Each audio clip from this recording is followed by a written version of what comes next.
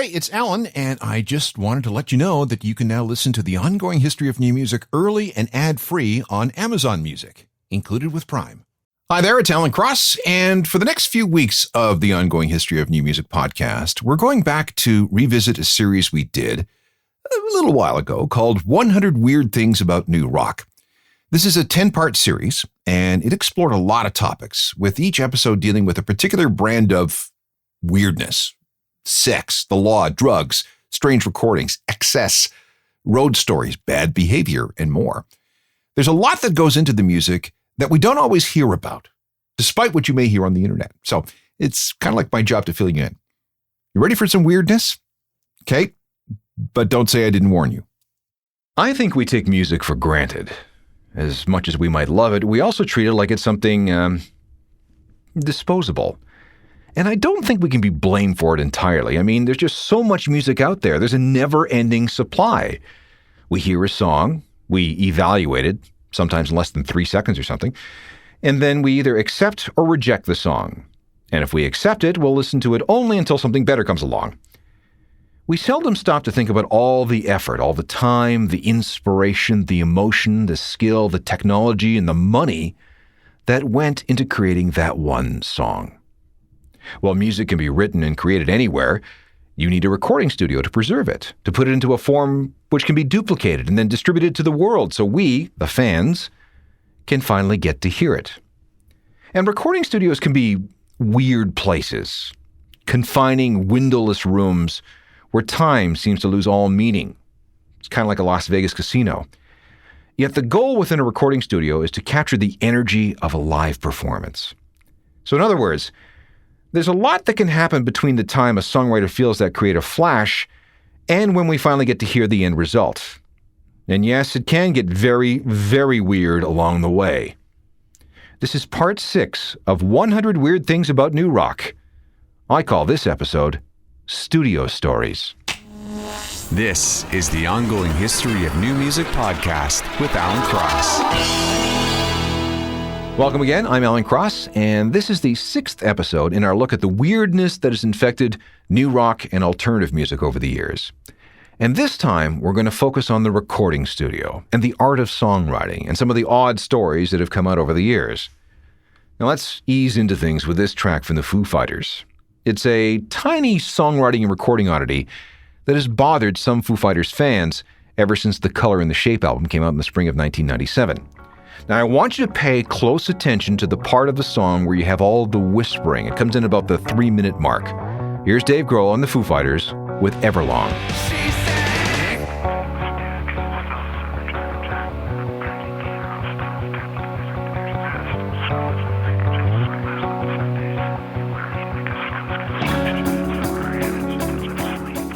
The Foo Fighters with Everlong. Okay. What is Dave Grohl whispering about? Is that some kind of hidden message? Well, sorry to disappoint you, but the answer is no. See, Dave wanted to create some creepy mystery for that part of the song, so he had producer Gil Norton record him whispering 3 different things.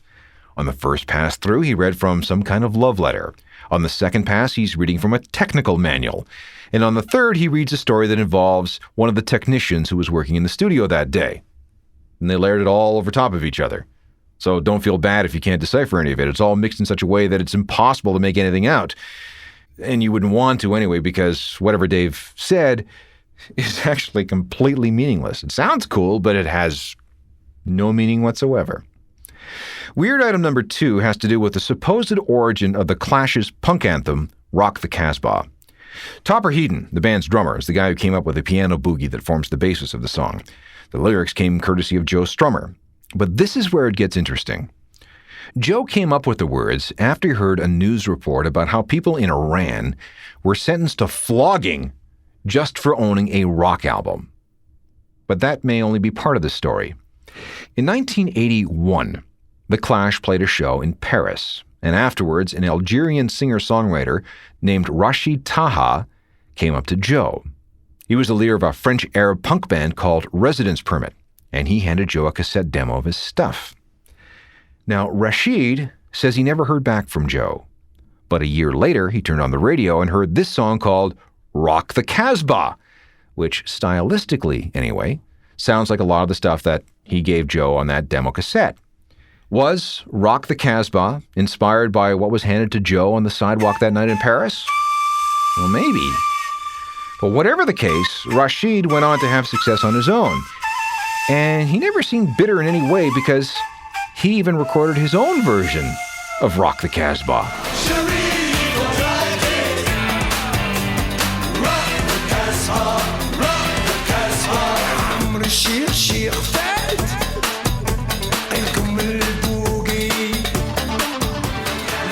Rashid Taha, the Algerian singer who may have inspired The Clash to create Rock the Casbah. Weird item number 3 is probably the best excuse I've ever heard for not meeting a deadline. Now, writer's block can be a terrible, terrible thing. You have a deadline, and everybody is expecting big, big things from you, yet you keep coming up dry. Creativity has abandoned you, and for an artist, this is the worst possible thing that can happen. Just ask Tom York of Radiohead. In 2005, he knew that everyone was relying on him to get things going because, after all, he's not only the group's front person, he's also the driving force behind most Radiohead songs. But in the spring of 2005, he was completely blocked. Nothing was coming. Why? Global warming. Tom admitted that he was having trouble writing anything because he was suffering from panic attacks prompted by his fears over global warming. Let me give you a quote from a BBC interview. "This was something that was obsessing me and creating a writer's block. To get involved and get stuck in, get the proper information about what was going on has really helped. To be presented with a sane solution to what seems like a problem that's insurmountable, purely selfishly, it's extremely useful. I can get on with my work now." Well, it obviously took a little while to get through everything because it took until October the 10th of 2007, more than 2 years later, before we saw a new Radiohead album.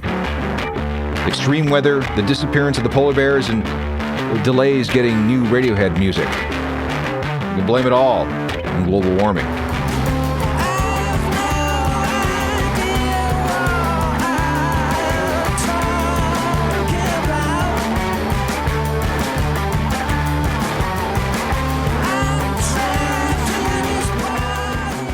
Radiohead, from their infamous direct-to-the-public album In Rainbows from the fall of 2007. It was the first Radiohead album since July of 2003, a gap of 4.5 years.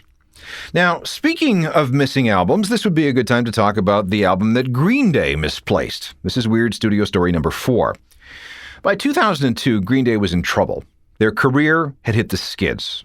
All that kept them going was a greatest hits record and a collection of B-sides and rarities. If they were going to continue as a band, they needed a hit, and a big one. So they went into the studio and recorded an album that they were going to call Cigarettes and Valentines.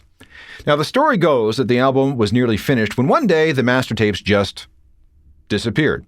They vanished, gone without a trace. Stolen, apparently, by persons unknown. So, with no choice, the band started over and ended up creating the American Idiot album. They sold 1 billion records, and the rest is history. But here's the question. Was there ever really an album called Cigarettes and Valentines? I mean, could a band as experienced as Green Day really screw up this bad and let something disappear? I mean, this is a major artist on a major record label. Now, Billy Joe Armstrong says that the record contained some good, solid stuff. He says it existed. Bass player Mike Dirnt is adamant that there were backup tapes, but they weren't as good as the originals. I'm not really sure what that means. And several other people insist that demos do exist. All right, then. So why hasn't this lost Green Day album leaked out anywhere? I mean, this is something that could be sold to some unscrupulous pirate somewhere in Malaysia or Indonesia, and they could churn out bootlegs by the millions. Heck, forget that. Why hasn't Cigarettes and Valentines turned up anywhere on the internet? So far, nothing. Or is there? On September the 30th of 2003, a record called Money Money 2020 was quietly released on a label called Adeline. It was credited to a group called The Network. This group consisted of Fink, Van Gogh, and Captain Underpants, and they were joined by 2 others, Snoo and Z. Everyone wore disguises, so their identities were cloaked. There were those who suggested at the time that this whole thing was a collaboration between Green Day and members of the band Devo. Meanwhile, rumors of a feud surfaced that pitted the network against Green Day. There was even footage of a press conference that exploded when the name Green Day was mentioned. And let's go back just a little bit. When Green Day was allegedly working on demos for Cigarettes and Valentines, Billie Joe Armstrong posted an untitled, unfinished track on greenday.com. The middle eight of that demo sounded suspiciously like the middle eight on a network song called Spike. Huh.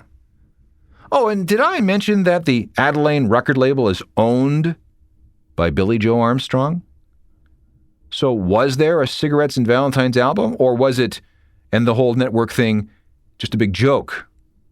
No one's saying. Meanwhile, here's a sample of The Network. The song is Spike. Judge for yourself.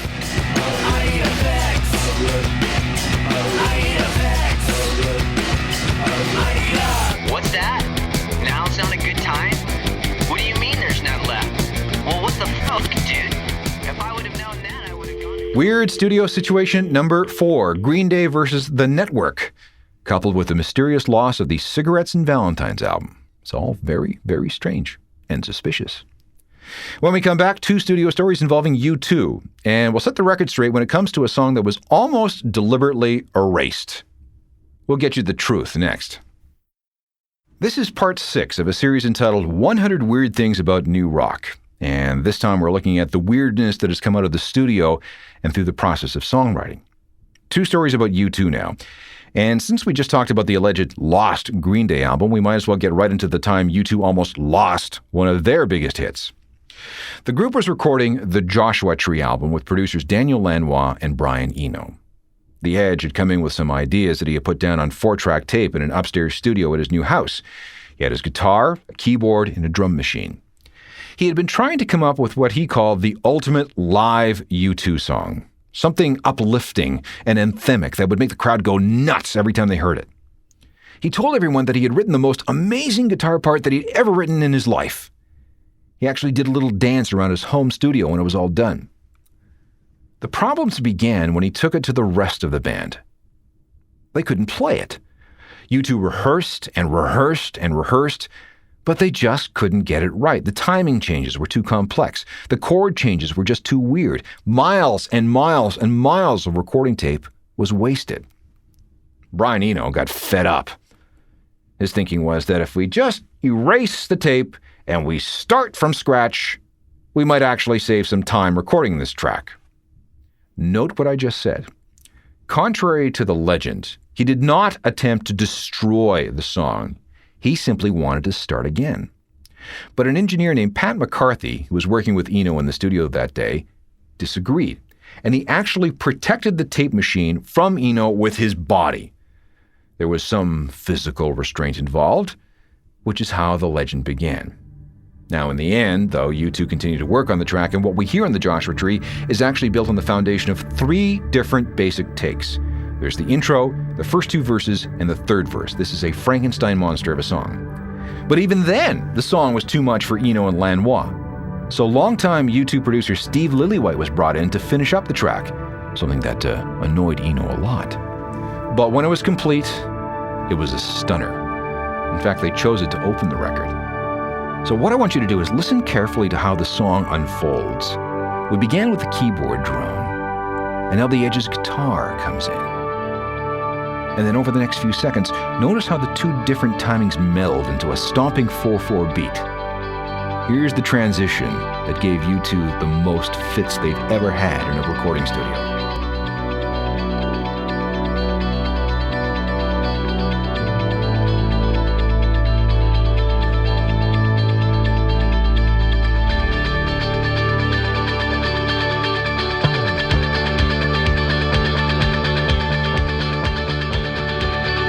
U2, and the song that caused all kinds of weirdness in the studio when they were recording the Joshua Tree. Weird studio item number 6 also involves U2. It's the saga of the stolen briefcase. Story begins March 22nd, 1981. U2 had just played a show at a bar called the Foghorn in Portland, Oregon. 3 groupies showed up backstage. Everyone sat around talking for about half an hour, and then the girls left. After they were gone, Bono discovered that one of them had taken his briefcase.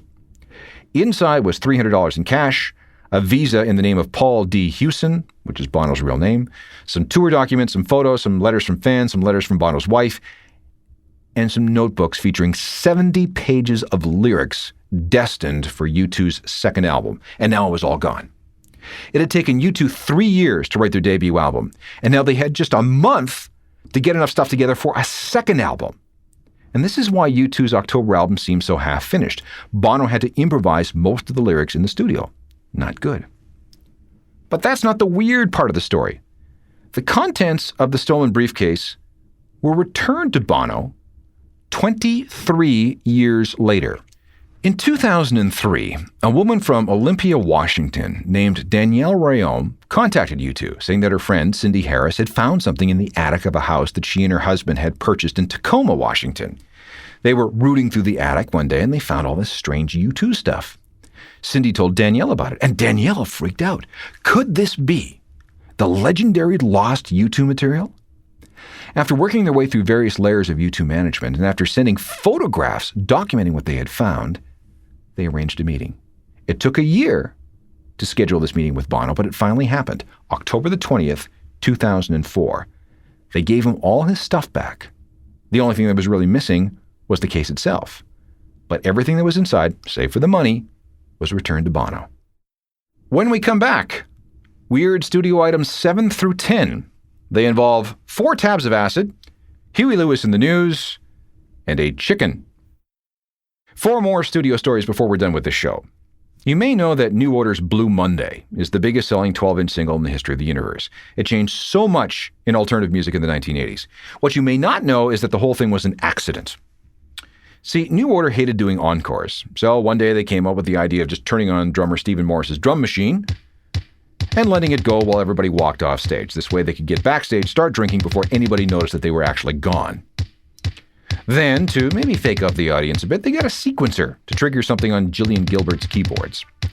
Then singer Barney Sumner came up with the idea of sequencing in one of Peter Hook's bass lines.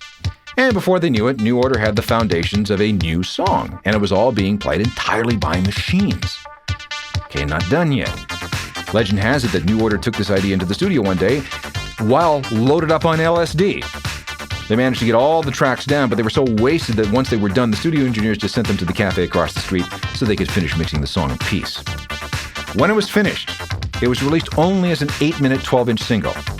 And then it changed the course of music. It forged all sorts of links between new music, rock, and dance music. And for many people, back in the 80s, this was the song that made dancing cool again. How does it feel to treat me like you do when you laid your hands upon me and told me who you are? New Order, with the song that was written by mistake and recorded on acid. Let's move on to weird story number 8, which has to do with the time that Elvis Costello hired Huey Lewis and the News to be his punk rock backing band. And I'm dead serious about this. During the day, back in the day, Elvis was a computer operator for the Elizabeth Arden's cosmetic company. He had to pull data out of a gigantic room-filling IBM 360 mainframe all day. His specialty was printing invoices. Occasionally, he would take some sick time to record demos of the songs that he had been writing. And when he got a deal with a new indie label called Stiff, he needed a proper backing band. And here's where the story starts.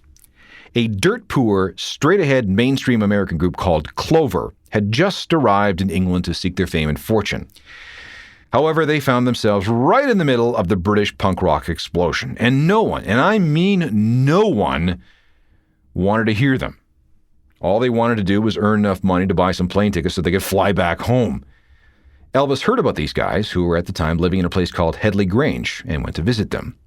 He told them that he needed a studio backing band and didn't really need a singer, so the band, Clover, told their singer to just go out and hang someplace while they rehearsed with Elvis. Then it was into the studio to record Elvis's debut record. Everything was done in 6 4-hour sessions. Clover was paid and then sent home. And that's when they reinvented themselves as Huey Lewis and the News. That banished singer was Huey Lewis. They became one of the biggest selling mainstream American rock bands of the 80s. So keep in mind as you're listening to this song that Well, the singer is Elvis Costello. The rest of the band went on to do songs like I Want a New Drug and The Heart of Rock and Roll. Welcome to the working week. Oh, I know it don't thrill you. I hope it don't kill you. Welcome to the working week. You gotta do it till you do it, so you better get to it. I hear you saying it. From 1977, Elvis Costello and his debut album, My Aim is True, recorded using the band that became Huey Lewis and the News. Okay, we'll get technical here for just a second. You may know that when you go into the studio, all the different parts, all the instruments, all the vocals are each recorded separately. And once everything is recorded, you need to mix all the individual parts into something that sounds really good. This mixing stage of the album process is an art. You have to balance the volume of all the little bits into a pleasing form. And anyone who mixes albums has their own way of doing things. And at least one person used a chicken. Al Jourgensen is the leader of an intense industrial group called Ministry. In 1991, he was asked to come up with a new mix of Give It Away from the Red Hot Chili Peppers. The story is that he brought a chicken into the studio and blew pot smoke in the chicken's face. So you got this woozy chicken. And then he let the chicken stagger all over the mixing console. Wherever the chicken pooped, Al made an adjustment to the mix. Now, could this story be true? So take a listen. Was this mixed with the help of a stoned, pooping chicken?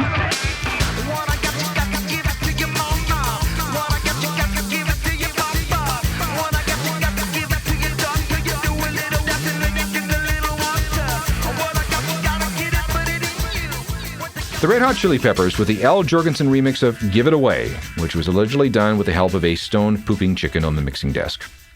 Okay, one final weird studio story. How many times have you heard this particular drum break in the last 40 years?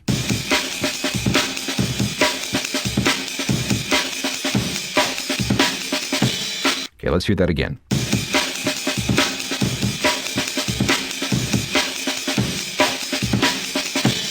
This is known as the Amen break.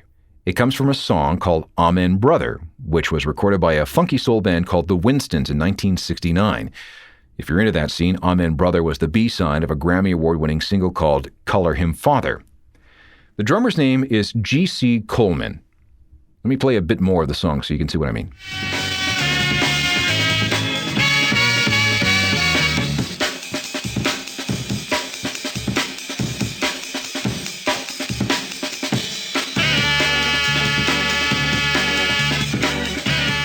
When sampling became all the rage in the 1980s, and with the rise of all the forms of hip-hop, rave, techno, and electronica that are based on sampling, people began to scour old records for beats. Someone somewhere found Amen Brother. Since then, the Amen break has been sliced and diced and rearranged into a million different ways in a million different songs. Linkin Park used it in the song Faint.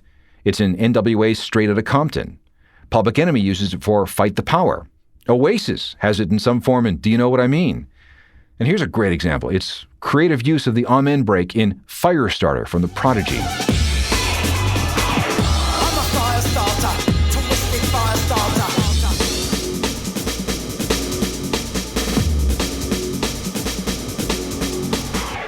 On the pitch you hated. The Prodigy and Firestarter, a song rhythmically based on a 6-second drum sample called the Amen break, which appears in a song called Amen Brother from 1969. Now that you know what to listen for, you can probably think of maybe dozens of songs that feature that drum break. It's so common that it's pretty much ubiquitous in terms of popular music. But neither G.C. Coleman, the drummer, or the composer of the song, a dude named Richard L. Spencer, have received a single cent in royalties from anyone. So there you have it, 10 weird stories from the recording studio. There are more, but this gives you a flavor of what can happen when you confine creative types into a windowless room for sometimes months at a stretch. On part 7 of 100 Weird Things About New Rock, we're going to get into the law. Musicians are always running afoul of the authorities, and sometimes in very, very strange ways. And again, the goal is to freak you out with the sheer weirdness of it all. Join me next time for part 7 of 100 Weird Things About New Rock. Technical productions by Rob Johnston. I'm Alan Cross. You've been listening to the Ongoing History of New Music podcast with Alan Cross. Subscribe to the podcast through iTunes, Google Play, Stitcher, Spotify, and everywhere you find your favorite podcasts.